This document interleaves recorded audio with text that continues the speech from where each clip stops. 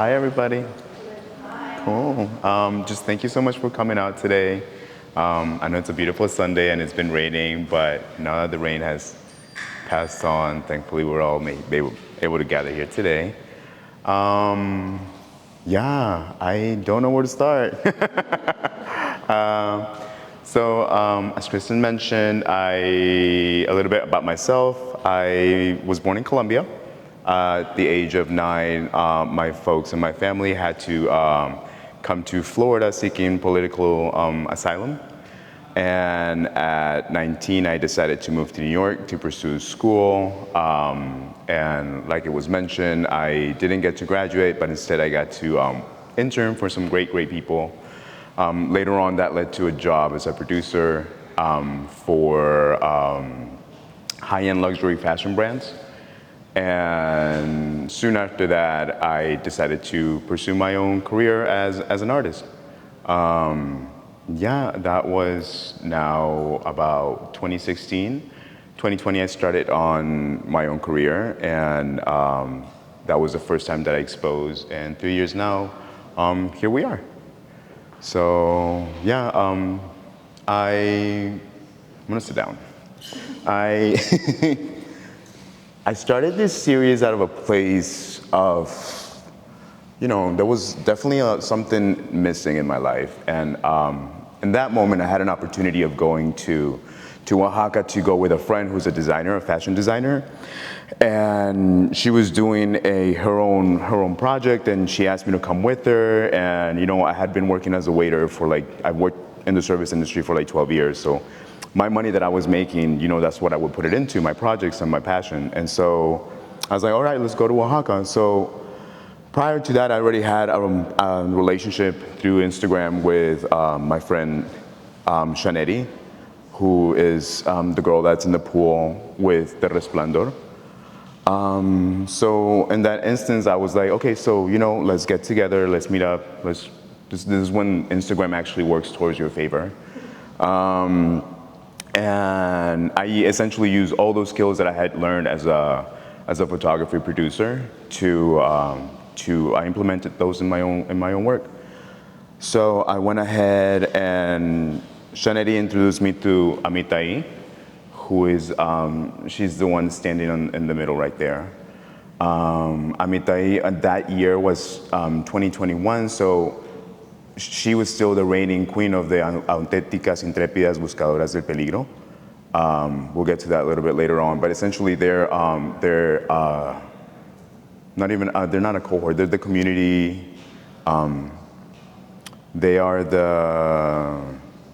It's an organization that is made by Muxes for Muxes to be able to protect each other, raise funds, and keep.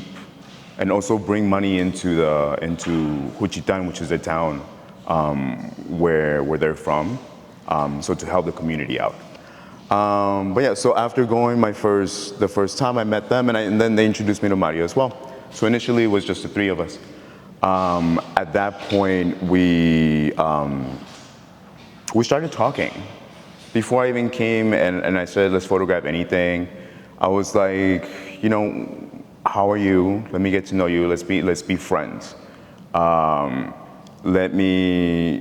we shared experiences, and we noticed that, even though I'm from New York and they live in Oaxaca, there were and Shanetti in that moment was living in Mexico City. So there are always these common grounds that we see repeating within queer culture in general. So we address most of that, some of those things in some of these images. There was a lot of talk about what the customs and traditions are, and how even though as much as you want to hold on to those things, there is a need for you to grow, and so things have to change organically as new generations come along. So yeah, after those first few images, I was able to share those with the Foco Fellowship. And the three that are behind us are the ones that were presented for the 2022 fellowship. With that, I received the American Photographic Artist grant as well for LGBTQIA plus artists. And with that money, I was able to come back a second time. And this time I went from Oaxaca City to Juchitan at the end of November, where the Auténticas Intrépidas Buscadoras del Peligro actually hold their annual vela. In essence, this is a fundraiser, and it's a party, and it's a celebration of the Muxeidad, of themselves.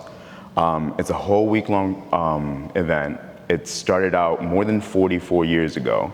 So if we think about queer history, we think about New York Pride, or like all these other major cities that have these celebrations. They've gone for like 40 years, 50 years now. So have they. And really once we became friends, it was really easy for me to like just, want to even spend more time, want to get to know them more. But I think in that point in my life, what was happening to me specifically was that I was having this inside battle with my own personal femininity, and being able to find folks that, they have, not only do they have the history of being Muxes, because Muxes have been in part of the Zapotec culture since before colonialism. So before even the Catholic Church had set foot in Mexico, Muxes already had a place in society. So for me, it's like, okay, so as an immigrant, it's really hard for you to even remember where you like hold on to your roots. But for somebody who has had their roots so established for so long and still has to continuously battle for equal rights or for against femicide, and in a place where everyone else around you, because you have a designated place in this society, they think and they project that you have some sort of like paradise or perfect life or a benefit or something. But it's not true, because at the end of the day, you're still living in a patriarchal white society that at the end of the day is looking to persecute you. So for me, it was beyond the strength. It was also like the beauty. It was the authenticity as it's keyed in the name of their organization. If you translate it to English, it's the authentic, intrepid searchers of danger. It just, in the name, it just states that, being alive is already political. Just you walking down the street is already, you breathing, is in being here, present, it's already going against what other people think it's nature. But like I said, queerness has always been in nature. Queerness is part of nature. Where was I? Sorry, I'm like rambling. If you guys have any questions as I'm talking, please let me know. So yeah, for me, it was definitely being embraced by my friends and me wanting to give back, and me just wanting to listen to what they had to say.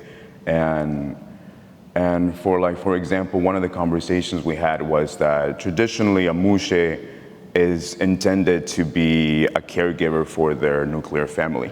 So since you are technically born a male son or a female woman, but you perform the gender normative roles of the other sex.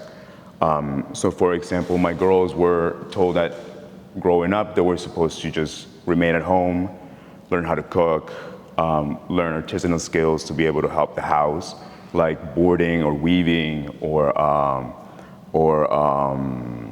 doing makeup or any type of glamour or hair, traditional women-female roles.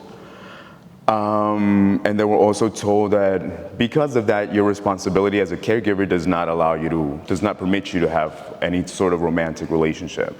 It became sort of like a thing where if love is not for you, because that would mean that you would have to leave your home and leave your parents, and then who's going to care for your parents? But that is not the role of the sons. And I mean, that's very, and so for that, another thing was also that So for that reason, there's no such thing as like eroticism and sexuality when it comes to the Muxe body.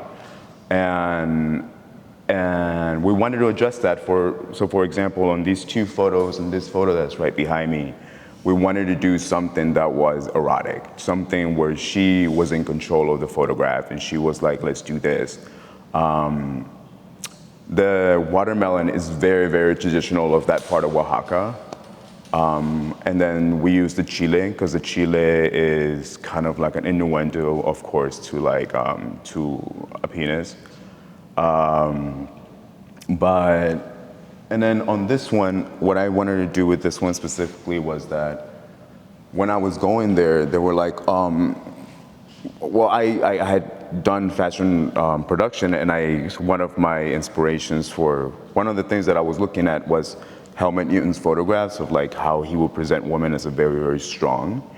Because every time that I would look at images of the Muxeidad that I would find, it was very through a documented gaze of like people going and yeah, it's just super documentative. And I'm like, no, I want to see them in the way that you would see them on a billboard that's like in the middle of like 42nd Street. You know, I want them to, and that's why for this project scale for me was so big, because I wanted to make sure that they took up that space in the whitewash wall. So this one, yeah, this one was it came from that. Which other one? And then another thing that we talked about, there's more photos in this series, but another thing we talked about was like the relationship, the fact that traditionally, if you were seen with somebody and having some sort of romantic relationship, they would want you to have that heteronormative relationship. So meaning femme girls with masculine butch boys, usually like sometimes, most of the time, there will be closeted men with like their own families, and on the side they would have relationships with a Muxe. And so what we wanted to do was, there's another photograph where two of them are embracing each other and they're both femme presenting. And because there are those relationships do exist, but the thing is that people most of the people don't want to show it to you. But I'm like, you know, if we're gonna be authentic, we're gonna be authentic all the way. We address colonialism in this photograph. It's called Cathedrals Over Our Temples. One of the things that I really noticed when I got to Oaxaca was the mass amount of cathedrals. There's so many churches. Most of those churches were built on top of sacred burial grounds. So we addressed that, because even though, you know, the Zapotec is still a very strong culture in Juchitan, in the isthmus of Oaxaca, it's undeniable that there has been a history of colonization throughout Mexico. So we wanted to address that over here. Part of it is very ghastly, very ghostly, but I think that's kind of the purpose of it. In about 5 or 6 years ago, 6 years ago now, there was a really, really bad earthquake that Juchitan has not been able to recover from yet. So Braulio and his family weren't really able to recover much. Some of the only things that they were able to take with them were the jewelry, and essentially this became, and so the name of this photograph is Family Heirlooms, because these are their grandmas, their moms, essentially generational wealth. And that's what I wanted to just take a photograph with his family's generational wealth, just draped on it, and address it in a way that was provocative.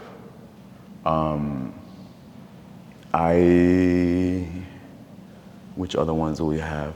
And then there's also, I mean, for me, representation is what's most important in all aspects of my work, to be honest. I want to be able to, if I do have the capability to fill up a wall space, I want to make sure that I fill it up with Black and brown bodies, queer bodies. the photograph of Caricia on the seat was taken after she was part of a talk, a community talk about how whenever there is an act of a hate crime, that people should not stay quiet and be able to speak up and how not to be afraid. And they were essentially telling everyone what's the best way to go about it, so that you don't feel like you don't feel like it's gonna come back and bite you in the ass, essentially. Like you're in danger by opening up. But Caricia is very much true to themselves. Caricia, she is very much supported by her family. And you can tell just because Caricia has achieved so much. Caricia was the first person to be chosen into office as a Muxe in their town.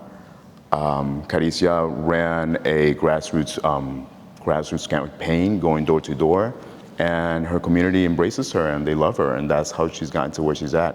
She was also able to marry as femme presenting, which is usually not traditional either for a Muxe to ever get married. So Caricia was married, and Caricia just got crowned again as Muxe queen for another neighboring town in Juchitan.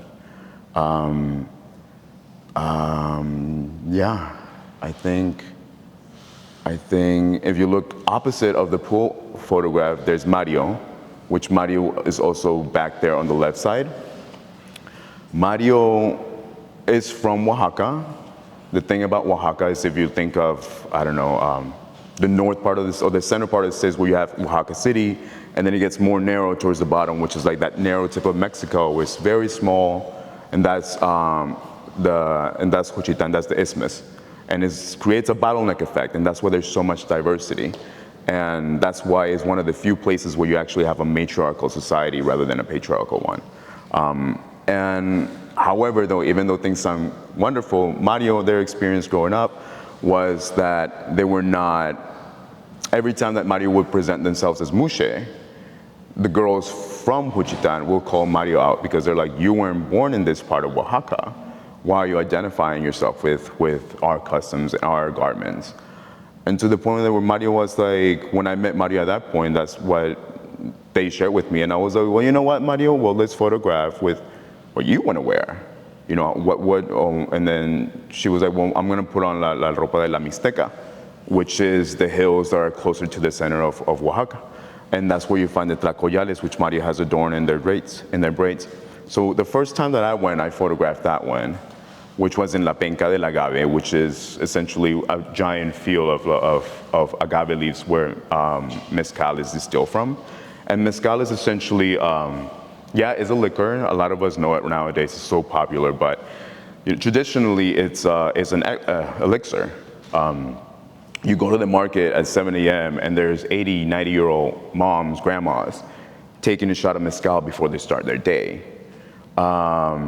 And so for me, it was like, okay. And also during the history of colonization, the Spanish came and they were like, since people are using this to get drunk, we're gonna get rid of it. And it became something that was prohibited. So Mario being the connoisseur, one of the most knowledgeable people of Oaxaca that I've ever met that's out there, Mario, we photographed that photo in the field. That was the first time. So then the second time I came back and we had our friend who made the tlacoyales from Estudio Laza, Blanca. I asked Blanca to commission the other tlacoyales that are in that photograph, and just to make them longer so that they take more agency and more space. I want to be like, I really want to adorn you in this tlacoyales. And so that's where that photograph came from. And so in this instance, Mario was, after we shot that, Mario was like, I want to wear something that is very modern. Because all of my photographs are of myself wearing my traditional customs, but I want to wear something very modern. And I'm like, this is your picture. We do whatever you want. And so we photographed that one over there. Which I love a lot. The one in the middle in the pool is called Nace una Flor. Something that Shanetti had mentioned previously was that so something about la Muxeidad is que la Muxeidad is something that is since it's been there for so long, but there's the space for Muxes is very similar to what you find in like the two-spirit in Canada or the Hijras in India, and essentially it's just there's a sense of divinity, there's a sense of somebody, of a collective mind that doesn't just think of things in a binary form, in a binary way. And so in many of these cultures, pre-colonized cultures, they were held as guides, as spiritual guides. So with that being said, when Shanetti was in her mama's belly, her grandma would come to her belly and she instantly would be like, this girl is Muxe. Like it's in the cosmos already. And so she said, whenever a Muxe is born, a flower blossoms, a flower is born. And that's kind of where we got that photo from after. And then we use the resplendor because the resplendor is traditionally used as a headpiece to adorn yourself to go to like very, very, to go to weddings or like very special occasions, to go to mass. And so we wanted to hit people where it hurts, and we wanted to show the sexuality that there is in the queer body, but at the same time we wanted to take some of that customs and those traditions that are part of her. It's interesting because a lot of people know that Frida Kahlo loved the Juchiteca woman, but I think what I love about this is that it kind of ties to that of Mexico, but she is from there. Like this is that's her culture and it belongs to her. So we did that one. And then machete al machote is kind of, it translates to machete to the macho. The title came from something that had been written during a time of protest in Oaxaca City. And I knew that at some point I wanted to use a machete because the machete is very much well known as something that's part of rebellion, especially in Latino culture. Is the people, is the weapon of the people, in other words. And so, yeah, what I specifically and what we had talked about, that we wanted a photograph that presented femininity where it wasn't, where it was through, almost like, not threatening, but definitely like, there's this constant belief that if you present anything in a feminine form, that it also makes that you're submissive. And I don't know about anyone that has put on a pair of heels, to put it in the most basic way, and ever felt like submissive. Like, there's no weakness to that, in other words, is what I'm saying. So I think what we wanted to show is that there is the strength behind femininity, and that, if need comes to be, we are also capable very much of picking up weapons and defending ourselves, standing on our own 2 feet. Yeah. And then this is my friend Shomali, who, what I love so much about Shomali is that she really reminded me of like an auntie, like an actual auntie that I have. And it was the most effortlessly photo because I'm like, she's already so gorgeous and beautiful. I'm like, Shomali, just stand right there in the beautiful light and let's just take a photograph of you. And what I love is that even though I want to like make sure that I think ageism really happens as well within everything, We forget that we all get old, and we forget that, people of all ages need to be presented as well.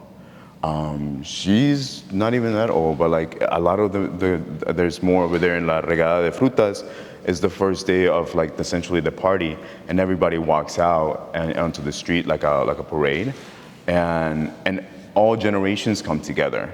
And that's something very, very beautiful too, because like a lot of times within our queer culture, especially here in the United States, I feel like it's very divided, it's so split up. So Yeah, does anyone have any questions? Because I'm like, my train of thought is just going. Yeah. Mm-hmm. Is this a project that you see yourself continuing for many years, or is yeah? It sounds like yeah. Yeah. Sorry. Do you need more? Initially, when I started this, I was like, I want to be able to go ahead and photograph, make it a lifelong project where I can photograph pre-colonial queer cultures, and only in Latin America. Because I think for me, what I want to focus so much in my work is, that anti-macho that you have so much built in Latin America, especially. So initially, it was in that way, but also there's people that are already doing that and that have been doing that for a while. That's a current project. I think for me, these are relationships that I will have to continue for the rest of my life. So yes, next year I'm already planning on going back because they invited me to go back to their annual party and show these images there. Yeah, I mean, really excited, but it's also something that, my work is only part of who I am, and as I'm growing, I feel the need to now perhaps go back to figure out my own shit and go back to Colombia. And I know that there are also Black and brown queer folks in Colombia that I would love to get to know, and that I feel also deserve to be seen. I think one of the biggest things that I had with this project, just approaching this project in general, was recognizing the fact that there is a savior complex and a gaze that comes with working with other people in art. And I think that for me, the most important thing in that moment was to be able to listen, to just sit back, listen, and have these images become collaborations rather than me just photographing. So I do want to continue doing that. I think for me, one of the most important things is language, and I feel like if I was to go to India, I would not be able to do any justice to anyone because I can't have that dialogue and that conversation. I think that's, for me, there's enough work to be done in Latin America that I would definitely love to continue doing, for sure. Thank you. Sorry. Hey. Hey, you and I talked on Tuesday. Yeah. And I'd like to hear again from you about what it meant to be able to present these photographs in this way on walls and in this size, because I understand that this is your first show. And what is how is the experience for you seeing these images in this way, and in this size and in this space?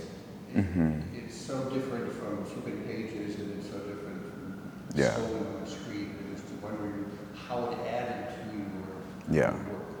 I think from the beginning, whenever I was working this, whenever I started photographing this, even before I shot the first image, I'm like, this has to be printed big.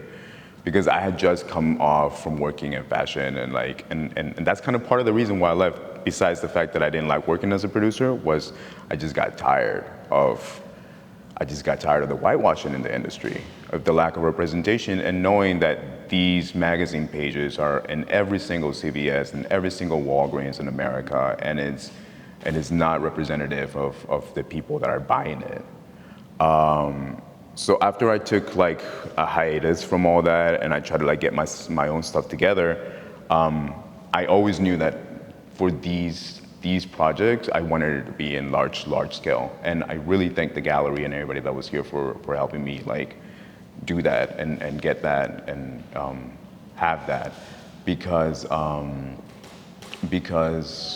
like you said, like I've had him on my computer, I've seen him on print, and they look gorgeous. I love them, but I think they deserve that space on a wall, where the art industry is very white, and so I feel like the amount of times that as a queer individual we get the opportunity to put ourselves in this sort of space, I'm like, let's just take over it, I was gonna add way more. There was like another one over there, but I'm like, we were right. We're like, nah, sometimes less isn't more, and it's good. And no, I'm really happy with the outcome. I'm really happy with the scale of the project. I think I love the fact that they're all looking back at you, and I think for me that was very important because I want there has to be a desirability and a demand from the photograph, where they're looking at you just like you're looking at them, and I think, and for this in particular, I think the only one that's not looking, I think, is that one, but I mean we know for obvious reasons why. She's getting her shit. But yeah, I think scale is important. I have other projects that I work on that are definitely not this size. And just following up on that, just how difficult you found it to be, how difficult printing large. Mm-hmm. You It can be is. aware of how hard it is. It is. And it's a real impediment, and I'd like you to talk about that too. 'Cause Yeah. that often gets in the way of Equity. gets in the way of having shells like Yeah. this, that it's just very difficult True. as a financial matter. Absolutely. Yeah, I mean, large-scale printing is very expensive. Luckily, we were able to do this here in Portland locally and print the vinyls. But large print is very expensive. It's not accessible. So yeah, a lot of times, like I would not be able to have this project this way if it wasn't for having the accessibility of the vinyls. One of the things that I was really like thinking was, how do we have some sort of equity, or how do I gain, if for me, I can't just have these photographs on the wall, have something sold, and then not contribute to their livelihood in some way either. I think it's important that even though, I understand that once you take a photograph, regardless who you are or with what you take it, once you post it or once you print it or whatever, that photograph no longer belongs to you.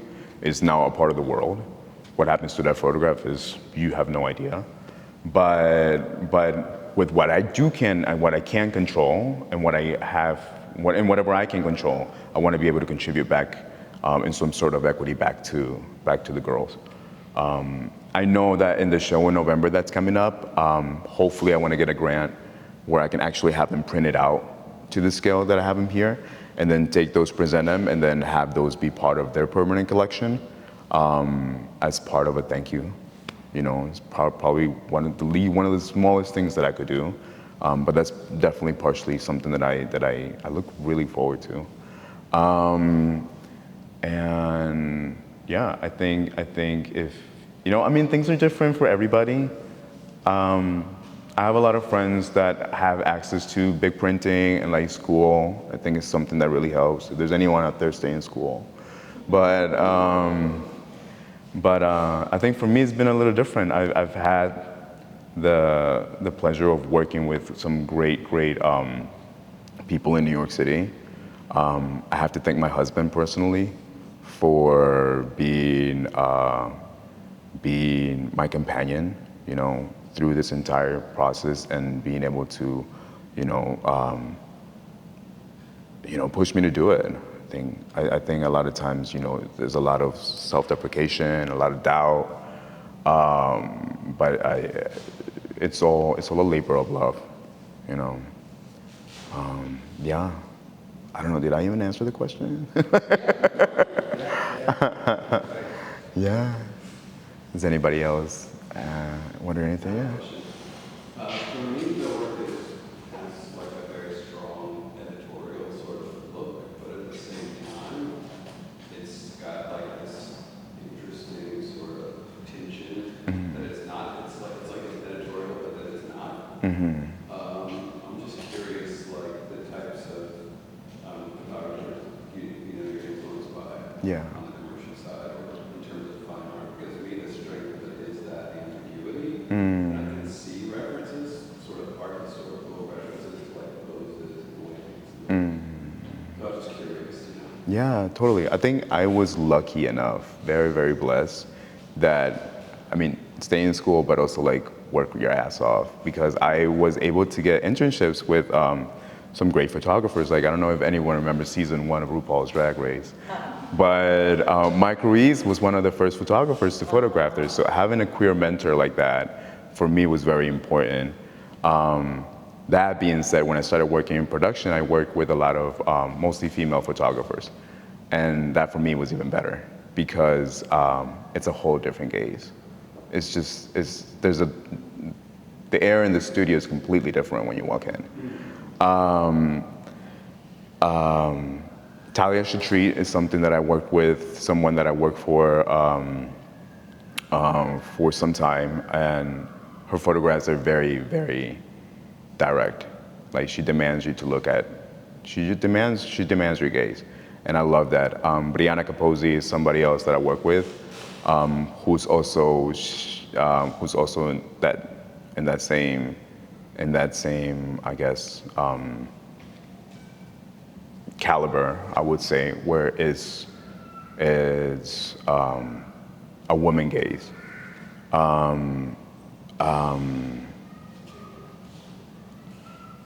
Originally, to be honest, I don't really like to work with references. As much as I love having photo books and I love going through them, a lot of times things will stick in my mind, but I don't like to particularly use too many references when approaching work. I think this helmet was the one most on the nose that I can see, and it was essentially it was a very similar picture where there was a woman wearing a see-through, like this type of material dress, and she was just like that. And I was like, I work for Helmet, let's do it out. It's work for us too. But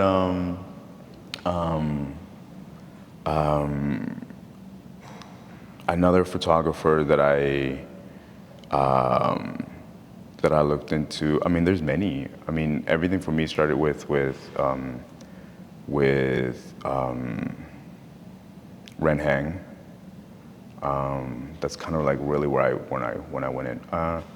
But I mean, I don't know. I think my trips, whenever I would go to the Whitney, or whenever I would like take a trip to a museum and I would walk into a room and I would see a photograph, a portrait of somebody, I kept that feeling kind of like in the back of my head of like, well, if I walk into a room, what is it that I want to see, or how big do I want to see it, or like what? And I think that's something that was always in the back of my head when I worked on any of these was, if you walk into the room, what kind of impact is the work gonna have?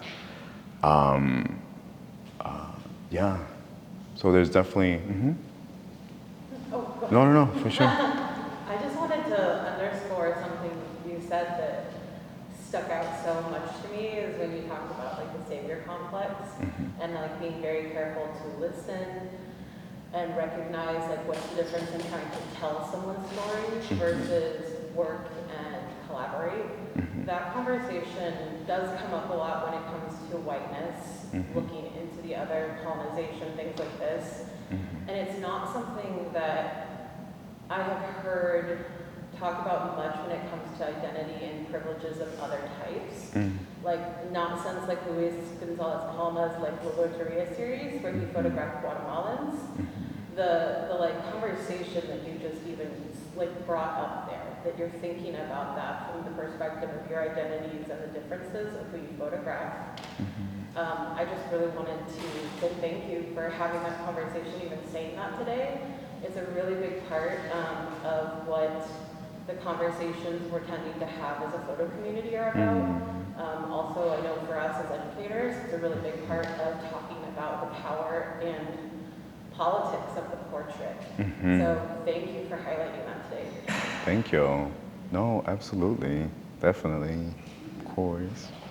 So for me, it's a very nostalgic aspect of this work. It's almost like I've seen them in my private photo albums from, my own family. And they feel to me a little very, they feel very private in a sense, and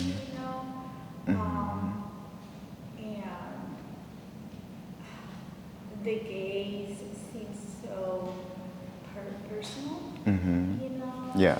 almost like they're Right, You know, definitely. and that's such like a relief in sense of like I understand the editorial aspect of all of this, Yeah. but it's also there's also this sense of like casual sense to that that Yeah. makes it very human and believable. Yeah. And there's a sense of comfort in the room. There's not a sense of like loudness of what the subject matter is, which Right. actually makes me feel closer as a human to that other human. Right. And the subject matter becomes sort of easier because it becomes more about my relationship to the person Yeah, in this sort of direct, exactly. genderless sort of environment, which I really appreciate. I just wanted Thank to you. say that. Yeah, definitely. And I think the language is really plays a huge part in that, because if I'm not able to be able to connect with the girls and be able to dialogue, I won't be able to know how to approach the image, I think. And like I mentioned, there's a lot of other photographs, and some of them, because I mean, I honestly didn't go with like a plan. I just showed up and I was like, who wants their picture taken?